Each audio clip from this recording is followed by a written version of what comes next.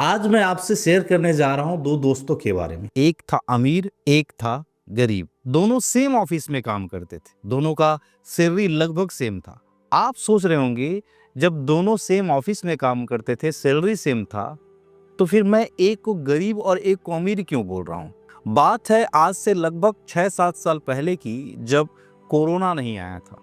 उस समय जो अमीर था ना, जिसे मैं अमीर बोल रहा हूं, उसे अमीर बोलने के पीछे कारण है, क्योंकि वो एक लग्जरी कार ओन करता था, एक अच्छा घर था उसके पास, उसके बच्चे अच्छे स्कूल में पढ़ते थे, उसके पास जितने भी जो भी ड्रेस वो खरीदता था सब ब्रांडेड खरीदता था, उसके फैमिली के सभी मेंबर आईफोन यूज करते थे। उसकी अमीरी दिखती थी। लोग जब उससे मिलते थे, लोगों को लगता था कि ये अमीर है। जब भी कोई उससे मिलता, उससे इम्प्रेस हो जाता था, उसकी पर्सनालिटी से, उसकी अमीरी से। जबकि दूसरा दोस्त जो था, वो ओला उबर से अपना ऑफिस जाया करता था, जबकि ये कहाँ से जाता था, अपने लग्जरी कार से जाता था ऑफिस। दूसरा दोस्त अपने रेंटल हाउस में रहता था। दूसरा दोस्त अपने बच्चों को, जिसको मैं गरीब बोल रहा हूँ, वो अपने बच्चों को नॉर्मल स्कूल में पढ़ाता था, जो अफोर्डेबल था। दूसरा दोस्त अपने लिए कहीं मार्केट जाना हो तो बाइक का यूज करता था। क्या उसके पास कार नहीं थे?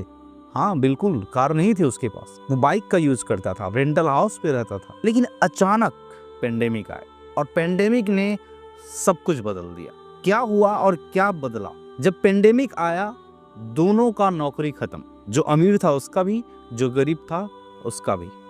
दोनों का पत्ता साफ हो गया नौकरी से। स्थिति ये हुआ क्योंकि उसके पास जो घर था, जो उसके पास जो कार था, उसके जितने भी आईफोन्स थे, उसके लग्जरी आइटम जो भी आते थे घर पे, हर चीज ईएमआई पे चलता था। क्योंकि नौकरी ही नहीं रहा तो सैलरी भी खत्म। अब जब सैलरी नहीं है तो ईएमआई कहाँ से आएगा? और हुआ ये कि घर भी चला गया, कार भी चला गया। आज की स्थिति में दोनों रेंटल हाउस पे रहते हैं, दोनों के बच्चे सेम स्कूल में पढ़ते हैं, दोनों बाइक से सफर कर रहे हैं। आज दोनों के फाइनेंशियल स्थिति में बहुत ज्यादा अंतर है। एक जब इनकम आता था सब कुछ खर्च कर देता था, जबकि दूसरा आज बचत करते करते 1 करोड़ का पोर्टफोलियो बना लिया है और नौकरी चले जाने के बाद भी उसके लाइफ स्टाइल में कोई फर्क नहीं पड़ा। जैसा वो जीता था, कम अमाउंट की नौकरी आज कर रहा है, लेकिन उसके बावजूद उसके लाइफ स्टाइल में कोई फर्क नहीं है। जैसा वो जीता था नॉर्मल लाइफ, आज भी वैसे ही जी रहा है। तो समझते हैं आखिर वो कौन सा पॉइंट है जो एक अमीर को अमीर बनाता है और एक गरीब को गरीब बनाता है। सबसे इंपॉर्टेंट है वांट्स ओवर नीड। जब हम जितना जरूरत है, जितना हमारे लिए जरूरी है, उससे ज्यादा चाहते हैं, उससे ज्यादा खरीदने का प्रयास करते हैं, उससे ज्यादा जीने का प्रयास करते हैं। मतलब ये है कि आज सोशल मीडिया वाला लाइफ हमें पसंद आ रहा है। सोशल मीडिया वाला लाइफ किसे कहता हूं मैं? सोशल मीडिया वाला लाइफ मतलब जहां हम दिखावा कर सकें, हम ये बता सके लोगों को कि देखो मेरे पास इतना बड़ा घर है, देखो मेरे पास इतना बढ़िया लग्जरी कार है, देखो मैं आईफोन यूज करता हूं। जब ये स्थिति रहे कि हम अपने जरूरत से ज्यादा अपने इच्छाओं के गुलाम हो जाए, जितना जरूरत नहीं है, जितना इनकम नहीं है, उससे ज्यादा चीजों के गुलाम हो जाए, तो गरीबी निश्चित है हमारे घर पे दस्तक देगी ही देगी। आज स्थिति आप देखो, एक इंसान जिसका सिर्फ 5 लाख या 10 लाख के कार से घर चल जाता, आज सिर्फ दिखावे के चक्कर में 20 लाख 25 लाख का लग्जरी कार उठा रहा है। एक इंसान जिसका रेंट पे भी घर चल जाता, दिखावे के चक्कर पे ईएमआई पे लाखों का घर खरीद रहा है। एक इंसान जिसके बच्चों को एक अच्छे स्कूल पे वो भेज सकता है, लेकिन वो और अच्छे स्कूल पे भेजना चाहता है। अच्छे स्कूल का उसके पास जो क्राइटेरिया है वो है फीस। जितना ज्यादा फीस हो, जितना महंगा स्कूल हो, उतना अच्छा। लेकिन क्या एक्चुअली में ऐसा है कि जितना ज्यादा आप फीस देंगे उतना अच्छा स्कूल आपको मिलेगा? क्या स्कूल का क्राइटेरिया सिर्फ यही है? एजुकेशन का कोई वैल्यू नहीं है? क्या सिर्फ पैसा देने से जो एजुकेशन मिल रहा है उसी को हम अच्छा मानेंगे? आज ये होल्ड लगा हुआ है कि जितना ज्यादा पैसा देना पड़े उतना बढ़िया स्कूल है, जबकि ऐसा नहीं है।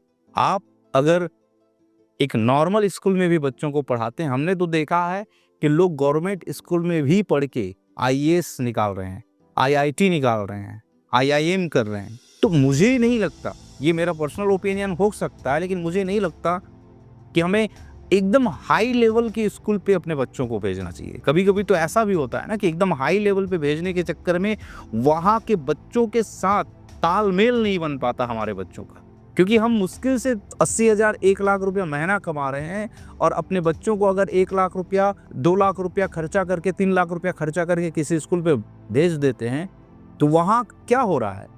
उनके माँ बाप मर्सिडीज में आ रहे हैं, अब हमको दिखावा के चक्कर में अच्छा कार खरीदना पड़ रहा है।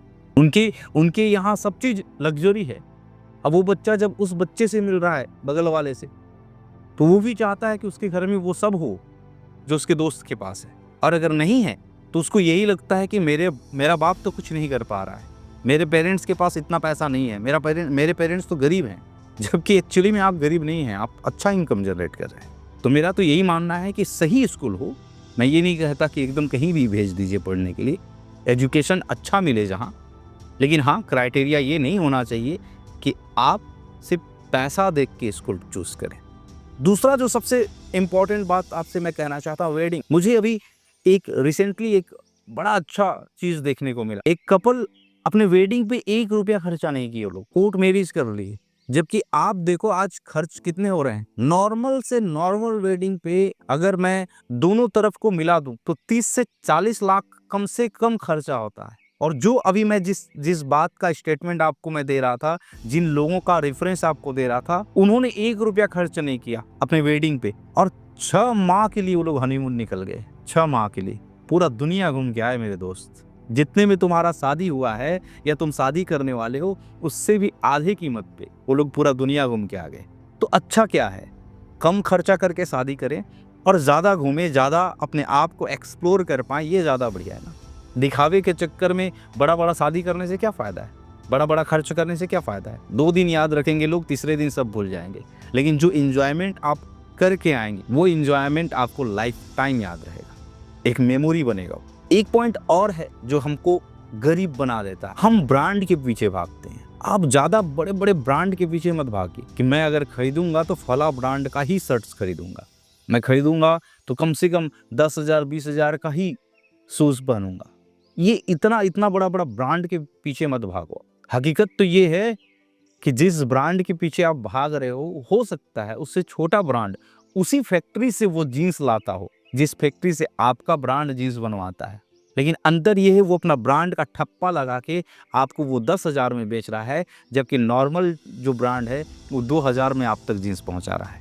अंतर कुछ नहीं है, सिर्फ एक लोगो जो लग रहा है ना, एक ठप्पा लग रहा है, उस ठप्पे का अंतर है। तो सिर्फ दिखावे के लिए आप खर्च मत करो। और यही स्थिति था उस अमीर इंसान का जिसे हम अमीर मानते थे। दिखावे के चक्कर में सिर्फ EMI वाला लाइफ वो जीने लगा था। अब बात आता है कि हम इस सब से कैसे बचें। तो जो चीज़ें अभी मैं बताया, उन चीज़ों को तो पहले कंसीडर करो, उन चीज़ों पे खर्च करना बंद करो। दूसरा, कैसे इससे बचा जा सकता है, तो सबसे बढ़िया है कि अपना एक प्रायोरिटी सेट करो कि आपके लिए सबसे इम्पोर्टेंट क्या है। आपके लिए क्या इम्पोर्टेंट अपने परिवार का सुख है, या फिर आपके लिए प्रायोरिटी सिर्फ ये है कि लोग क्या कहेंगे, लोगों को दिखाना है। आपको प्रायोरिटी सेट करना पड़ेगा।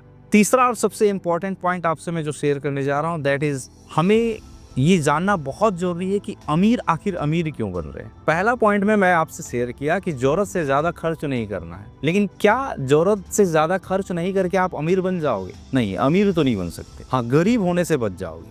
अमीर अगर बनना है तो अमीर होने के भी कुछ पॉइंट्स हैं जिन्हें आपको कंसीडर करना पड़ेगा। अमीर होने के लिए सबसे पहला आपको माइंडसेट बनाना पड़ेगा, इन्वेस्टमेंट बिफोर एक्सपेंस। जब भी आप खर्च करना चाहते हो, खर्च करने से पहले बचत करना सीखो। जितना आपको खर्च करना है, खर्च पहले मत करो, उससे पहले पॉइंट पे आप रखो कि इस महीने इतना हमें इन्वेस्ट करना है, सेविंग करना है। आपके पास बहुत बड़ा अमाउंट नहीं है, या है तो भी आप SIP से चालू कर सकते हो, क्योंकि कहीं और आपको इन्वेस्टमेंट करना है, कहीं घर लेना है, कहीं पे ज़मीन लेना है, कुछ इस टाइप का इन्वेस्टमेंट करना है, तो उसके लिए बड़ा अमाउंट चाहिए। तो उससे पहले आप SIP से चालू करो, जहाँ छोटे छोटे इन्वेस्टमेंट से आप एक बड़े पोर्टफोलियो तक पहुँच पाओगे। दूसरा पॉइंट सबसे इम्पॉर्टेंट है, अपने फैमिली के लिए एक इंश्योरेंस पॉलिसी जरूर रखो। इसमें 2 इंश्योरेंस को आप शामिल करो, पहला हेल्थ इंश्योरेंस और दूसरा टर्म इंश्योरेंस। ये दोनों बहुत इंपॉर्टेंट है। कहा जाता है कि आप अगर अमीर अभी हैं तो आपको गरीब बनने में सिर्फ एक हॉस्पिटल में एडमिट होने का देर है। एक बार हॉस्पिटल में कोई परिवार का एडमिट हो गया, कोई बीमारी आ गया, कोई बड़ा बीमारी आ गया, तो तुरंत ऐसे गरीब हो जाएंगे आप। तो इसके लिए ये जरूरी है कि एक हेल्थ इंश्योरेंस जरूर लेके रखें। दूसरा, फैमिली के सुरक्षा के लिए एक टर्म इंश्योरेंस जरूर लें। तीसरा और सबसे इंपॉर्टेंट पॉइंट जो आपसे मैं शेयर कर रहा हूँ दैट इज कि अपने लिए, अपने परिवार के लिए सिर्फ एक इनकम के सोर्स पे आप डिपेंड ना रहो।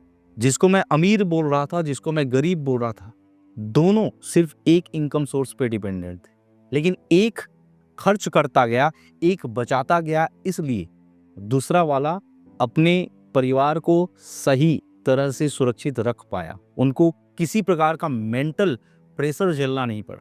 लेकिन काश कि दोनों को ये पता होता कि सेकेंड सोर्स ऑफ इनकम लेना जरूरी है, मल्टीपल सोर्स ऑफ इनकम बनाना जरूरी है। तो आप ऐसे सिचुएशन में ना पड़ो, इसके लिए आप कोशिश करो कि multiple source of income generate करो। चौथा और सबसे इंपॉर्टेंट पॉइंट है, आज जो चल रहा है, एट प्रेजेंट जो चल रहा है, उसमें आपके लिए कौन सा स्किल डेवलप करना जरूरी है, वो स्किल डेवलप जरूर करो। आप कोई भी काम करना चाहते हो, उसके लिए जो स्किल चाहिए वो स्किल डेवलप करना ही चाहिए आपको, चाहे जो भी खर्चा हो। क्योंकि हम लोग अधिकतर क्या करते हैं, अपने यहाँ से नीचे बिलो द नेक खर्च करते हैं, लेकिन अमीर बनने का जो फॉर्मूला है ना, एबव द नेक है। आप गले से ऊपर अगर खर्च करना चालू करते हो तो आप सही मायने में अमीर बनने लगो। लास्ट पॉइंट आपके लिए ये है कि आप कोई भी एक ऐसा सिस्टम जरूर बनाओ या यूज जरूर करो जिसमें आप पैसिव इनकम जनरेट करना चालू कर सको, वर्क फ्रॉम होम जरूर कर सको, कहीं जाए बगैर घर से ऑनलाइन पे इनकम लेने के लिए प्रयास करो। इन चीजों को सीखो।